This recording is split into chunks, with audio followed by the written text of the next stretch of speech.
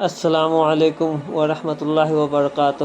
حدیث شریف 303 حضرت ابو ہریرہ رضی اللہ تعالی عنہ سے روایت ہے کہ رسول پاک علیہ السلام نے ارشاد فرمایا، تمام مسلمانوں کی عزت و آبرو اور مال و خون دوسرے مسلمانوں پر حرام ہے، اور کسی بھی انسان کے برا ہونے کے لیے اتنا کافی ہے کہ وہ اپنے مسلمان بھائی کو حقیر اور ذلیل سمجھے۔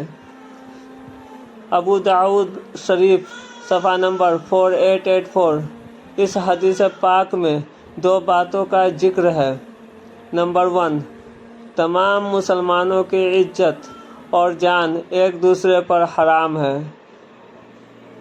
اگر کوئی مسلمان اپنے مسلمان بھائی کی عزت اور جان کو نقصان پہنچاتا ہے تو وہ اللہ اور رسول کی نظر میں حرام کام کا مجرم ہوتا ہے۔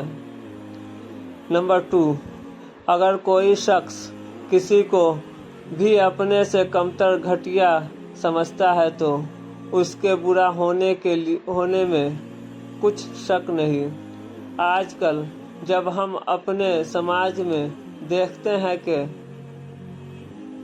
تو بہت سے ایسے لوگ مل جاتے ہیں جو صرف ذات برادری کے نام پر ایک دوسرے سے بھید بھاؤ اور نفرت کرتے ہیں۔ ان مسلمانوں کو اس حدیث سے سبق لینا چاہیے۔ السلام علیکم، فی امان اللہ۔ ویڈیو اچھا لگے تو لائک اور شیئر کریں اور سبسکرائب کریں۔